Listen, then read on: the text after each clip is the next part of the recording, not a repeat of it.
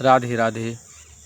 अगली कथा, जब अपने पुत्र ज्येष्ठ शर्मा के ऊपर कृपा करके जब माँ सरस्वती और लीला देवी जब वहाँ से अंतर्ध्यान हो गई, तब उनके जो बच्चे लोग हैं वो बहुत ही प्रसन्न हो गए। वन देवी ने हम पर बड़ी कृपा की है और हमारा सारा दुख मिट गया। ऐसे करके बहुत प्रसन्न होकर के अपने अपने काम धंधे में वो लोग लग गए। फिर लीला देवी ने पूछे, वो लोग अंतर्ध्यान हो गई। फिर देवी, मेरे मृत पति का जीव जहाँ पर राज्य करता है वहाँ पर मुझे उन लोगों ने क्यों नहीं देखा। अब एक नया संशय हुआ है कि जब मैंने अपने पति, मेरा मृत पति राजा पद्म जो ध्यान में मैंने देखा तो राज्य कर रहे, तो मैंने तो उन लोगों को देखा, परंतु वो लोगों ने मेरे को क्यों नहीं देखा। तब माँ सरस्वती ने बोली, हे देवी, हे लीले, तुम्हारा पहले जो तुम्हारे साधना पूर्ण नहीं था, तुम्हारा अभ्यास दृढ़ नहीं था, इसीलिए तुमने उनको दर्शन नहीं दिए। तुम्हारे संकल्प में वो शक्ति नहीं था, अभ्यास नहीं था। और अब तुम्हारी सत्य संकल्प प्रकट नहीं हुई थी, इसलिए अब वह संस्कार मिट जाने से तुम सत्य संकल्प हो गई हो। अब ज्ञान श्रवण करने के बाद अब तुम सत्य संकल्प हो गई हो। जिसको भी संकल्प करे कि मैं इनको दिखाई दूं तो दिखाई देंगे, और मैं दिखाई ना दूं तो नहीं देंगे। अब उनका शक्ति, उनका ज्ञान प्रकट हो गया है। तो इसीलिए ही वो राजा पद्म को लीला देवी का दर्शन नहीं हुआ। लीला देवी ने राजा को राजमहल में बैठे राजकाज करते जरूर देखे थे। इस तरह से आगे लीला देवी बोली, ब्रह्मा जी से उत्पन्न होने के पश्चात आज तक विभिन्न योनियों में जो मेरे बहुत से जन्म हो चुके हैं, उनमें से 800 जन्मों का मैं इस समय पुनः देख सी रही हूँ। ठीक है। अब देवी लीला अपने पूर्व जन्म में जा कर के देख रहे हैं, जहाँ ब्राह्मण और ब्राह्मणी थे, राजा और रानी, उस जगह को देख ली। उसके बाद में सरस्वती माता की कृपा से अब उनको सब ज्ञान उत्पन्न हो गया। अब बोल रही है कि मेरे को 8 कितना देख रही हूँ, क्या कितना जन्म, मेरे बहुत से जन्म बीत चुके, उसमें 800 जन्मों को तो मैं इस समय पुनः देख सी रही हूँ। मतलब मेरे को स्पष्ट स्मरण है, ऐसे करें।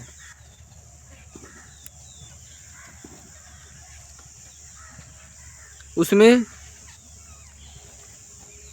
पहले किसी दूसरे संसार मंडल में मैं लोकांतर रूपी कमल की भ्रमरी विद्याधर राज की धर्म पत्नी हुई थी। पहले विद्याधर राज की पत्नी हुई थी। उन दिनों में मेरा हृदय दुर्वासनाओं से दूषित था। मतलब उनके हृदय में वासना बहुत था, गंदी वासना था ऐसा। इसलिए उनके बाद मैं मनुष्य योनि में उत्पन्न हुई। उसके बाद में ऊंचा योनि में थी, मनुष्य योनि से ऊपर योनि में देवलोक जैसा होता है, पर वहाँ भी पाप के भाव हृदय में था, तो मनुष्य। तदंतर दूसरे संसार मंडल में मैं नागराज की भार्या हुई, नागराज की पत्नी हुई। इसके बाद कदम्ब, कुंद, जंबीर और करंजों के वन में निवास करने वाली तथा वृक्षों के पत्तों को ही वस्त्र के रूप में धारण करने वाली काली कटलूटी भीलनी हुई। फिर भीलनी भी हुई।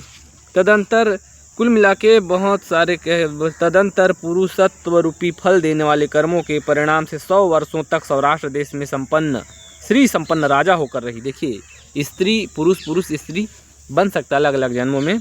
तो बोले फिर सौराष्ट्र अर्थात गुजरात अलग अलग सृष्टि का है, इसी सृष्टि का कोई जरूरी नहीं है। तो कुल मिला करके राजा होकर रही। फिर राजा शरीर से बने हुए दुष्कर्म दोष के कारण ताड़ वृक्ष के नीचे किसी नदी के कछार पर 9 वर्षों तक नेवली की योनि में रहा। राजा रहे, परंतु भोगों में और पाप कर्मों में रत रहे, ईमानदारी से राज्य कार्य नहीं किए, इसलिए किसी नदी किनारे 9 वर्ष तक नेवली। हमारे आश्रम में भी बहुत नेवला और नेवली घूमते रहते हैं ना। इस तरह से उस समय मेरे सारे अंकुष्ट रोग से नष्ट प्राय हो गए थे, उनको कोढ़ के रोग हो गए थे। देवी, उसके बाद मैं सौराष्ट्र देश में 8 वर्षों तक गौ का शरीर धारण करके रहा। उस योनि में दुष्ट बालक लोग सब मेरे को मारने पीटने का ही सामान समझते थे। आदि क्रीड़ाओं का साधन बनी रही। सब मेरे को मार करके मेरे को मारते थे, कुछ भी मेरे साथ करते थे, ग्वाले लोग, बच्चे लोग। फिर कमसा पक्षिणी, भ्रमरी, मनोहर नेत्रों वाली हरिणी, मछली, पुलिंद जाति की स्त्री, सारसी मतलब बकुले है ना, राजहंसी हुई। इस नाना प्रकार के सत दुखों से संकुल अनेक योनियों में मैं भ्रमण किया तराजू के पलड़े की भांति कभी ऊपर की योनि में कभी नीचे की योनि में, ऐसा उन्होंने विभिन्न अपना दुख को बता रही हैं। उनको स्मरण आ गए माँ सरस्वती की कृपा से।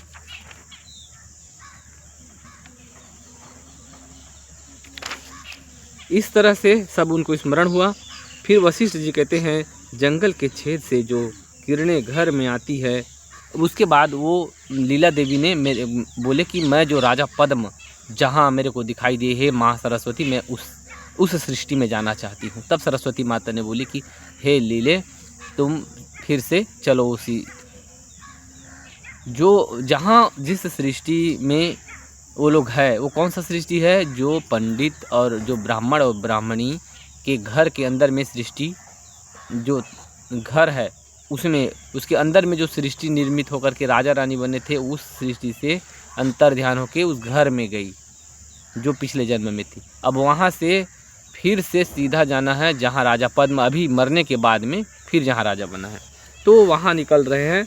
तो क्या बोल रहे हैं, जब ऐसे अनेक अनेक ब्रह्मांड से सूर्यलोक, पृथ्वीलोक, क्या जल लोक, अग्नि लोक, सब लोगों का वो लोगों ने यात्रा करके अनेक अनेक अनंत सृष्टियाँ देखी। ऐसे बोल रहे हैं जैसे कि जब पहले हम बचपन में जब हमारे जो घर में, यहाँ स्पष्ट बोले हैं, जंगले की छेद से जो किरणें घर में आती है उसके अंतर्गत आकाश में असंख्य रेणु दृष्टिगोचर होते। उसी प्रकार लीला ने उन सभी ब्रह्मांडों की सृष्टियों को देखा। जब धूप ऐसे छेद से जब घर के अंदर अंधेरा में जब आता है तो उसमें से एकदम रोम रोम पूरा धुआं जैसे जितना छेद में प्रकाश आता है सूर्य के, उसमें रोम रोम बारीक बारीक एक धूल के कण जैसे बहुत ऐसे उड़ते रहते हैं। तरस रेणु बोलते हैं उसको, कई लोगों को पता होगा। तो इतना सृष्टि है जिसकी कोई सीमा नहीं है। धूल के कण कण में मानो ब्रह्मांड है, सृष्टि है। ऐसे उन्होंने देखी, ऐसे कर बहुत से सृष्टि देखी। फिर क्या हुआ, राम जी ने पूछा भगवान अब क्या हुआ, जब वो लोग जब गए वहाँ जहाँ राजा पद्म थे, उस सृष्टि में पहुँच गए, तब देख रहे हैं कि राजा पद्म के राज्य में कोई दूसरा राजा उनको आक्रमण कर रखे है और दोनों की युद्ध की तैयारी चल रहा है, युद्ध हो रहा है। तो दोनों का युद्ध इतना भयानक है कि बहुत ही बड़े पूरे विश्व युद्ध जैसा है। बड़े बड़े देश के अनंत अनंत दिशाओं के दोनों राजाओं के समर्थन में है, विश्व युद्ध जैसी स्थिति यहाँ वर्णन, लंबी चौड़ी वर्णन किया गया है। राम जी ने पूछा जब युद्ध हो रहा है तब भगवान सूर शब्द से किस तरह के योद्धा का प्रतिपादन किया जाता है और स्वर्ग का अलंकार, जो कौन स्वर्ग का अलंकार है अथवा कौन डिम्बाहव है, मतलब बच्चों का युद्ध कहलाता है। कह रहे हैं एक यहाँ श्लोक आया है, गोरर्थे ब्रह्मणस्यार्थे मित्रस्यार्थे च सन्मते शरणागत यत्नेन समृतः स्वर्गभूषणम। जो गौ माता की रक्षा के लिए, ब्राह्मण की रक्षा के लिए, मित्र की रक्षा के लिए और अपने शरण में आए हुए शरणागत की रक्षा के लिए जो मर जाते हैं, उनकी रक्षा करते करते अपने प्राण भी गंवा लेते हैं, ऐसे लोग सब स्वर्ग में जाते हैं। ऐसे लोग को ही स्वर्ग के अलंकार कहते हैं और सूर कहते हैं। ऐसे जब मृत्यु को प्राप्त होते हैं तो सीधा स्वर्ग में स्वर्ग को प्राप्त होते हैं। शुद्ध बुद्धि वाले रघुनंदन जो गौ ब्राह्मण तथा मित्र की रक्षा के लिए प्राण देता है अथवा शरणागत की रक्षा के लिए यत्न करते हुए मारा जाता है, वह सूर वीर सज्जनों की दृष्टि में स्वर्ग लोक का अलंकार है, ऐसे कह रहे हैं। और जो अधर्मी राजा के सहायता करते हुए मर जाते हैं, वो लोग नरक में जाते हैं और उसको डिम्बाहव में मारे गए ऐसे कहलाते हैं। मतलब बच्चों के जैसे व्यर्थ में अपने मृत्यु को दे दिया, वो सूरवीर नहीं कहलाते हैं। उसके बाद में देखते ही देखते पिछले जन्म में फिर जो राजा बना है, राजा पद्म, अगले जो उसमें उनका नाम है विदुरथ नाम के राजा के नाम से वो विख्यात है। वहाँ उनका नाम राजा पद्म का पिछले अगले जन्म में विदुरथ के नाम से प्रसिद्ध हुआ है। और विभिन्न प्रकार के अत्यंत भारी युद्ध हो रहे हैं, बहुत भारी युद्ध, भयानक युद्ध है, विश्व युद्ध जैसा। अंत में दोनों ही राजाओं के द्वारा युद्ध का विजय प्राप्त नहीं होने पर अनंत सैनिक मर के खून की नदी बह गए हैं। समुद्र में जैसे रेत बालू रहता है नीचे, वैसे ही इतने रथ हाथी घोड़े सर धड़ पैर हाथ इतना पड़ा हुआ है कि समुद्र के बालू की जैसे उस युद्ध समर क्षेत्र रूपी समुद्र में पूरे हाथ पैर ये सब बालू की तरह पूरे पटे हुए हैं। ऐसे करके उनका युद्ध को देखा। फिर क्या हो गया, अंत में दोनों राजाओं के मंत्रियों ने एक दूसरे को पत्र लिखा, अब युद्ध विराम करते हैं, कोई इतने हानि हो गया है। फिर दोनों तरफ अपने अपने रथ के झंडे में सफ़ेद ध्वज फहराए, जिससे दोनों तरफ से यही संकेत हुआ कि अब युद्ध विराम करना है, अब युद्ध नहीं करना है। इस तरह से दोनों राजा थक गए और अब जो राजा जो क्या नाम है इनका, विदुरथ, सब अपने अपने घर चले गए। और उसके बाद में राजा विदुरथ है वो लेट गई, रात हो गया, फिर सो गए, उनको नींद आ गया। जस्ट फिर माँ सरस्वती और देवी लीला उनके घर में सूक्ष्म शरीर से आकर के प्रवेश हो गए। जब आए तो ऐसे लगा कि अंधकार में समुद्र पर्वत के पास से दो चांद निकल आए, ऐसे प्रकाशमय। तो राजा इनके संकल्प से उठ गए और उसके बाद में माता सरस्वती के संकल्प से उनका एक मंत्री सबका नींद लग गया। सिर्फ राजा नींद खुला संकल्प से। फिर मंत्री को उनके बारे में बताने के लिए माँ सरस्वती ने संकल्प करके जागृत किए। तब क्या हो रहा है,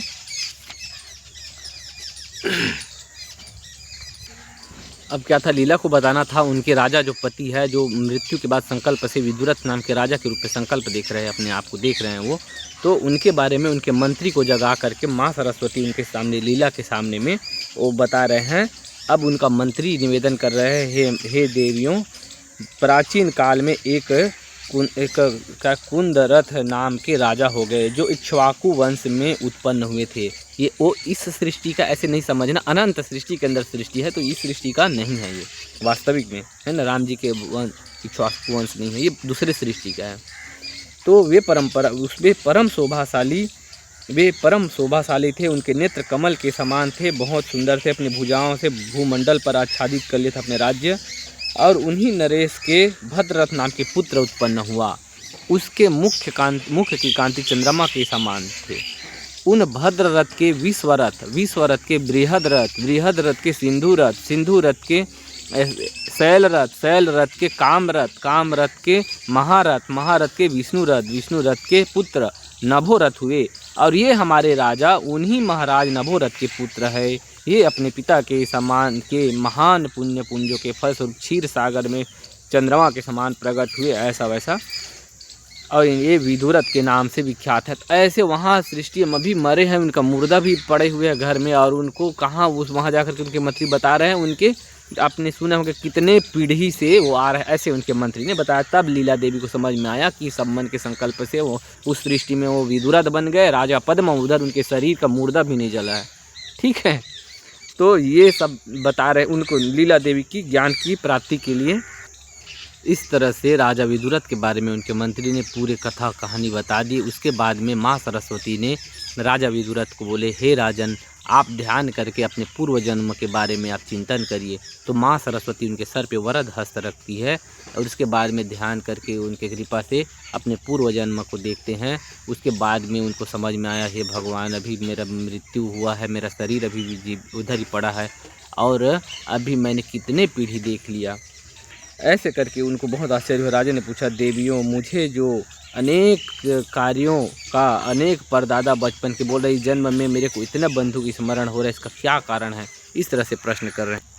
जब राजा ने प्रार्थना किया कि हे देवी, मेरे को इस सृष्टि कैसे इतना सारा रिश्ते बंधु कई पीढ़ी समझ में आ रहा है, तो देवी सरस्वती कहते हैं, हे राजन, जो तुमने अपने जो ब्राह्मण के जन्म में थे वहाँ से उसी घर के अंदर सृष्टि भास करके पद्म राजा बने और उसी माँ लीला देवी के संकल्प से उसी सृष्टि के मध्य भाग में फिर से नया राज्य राजपाट को भाषित हुआ।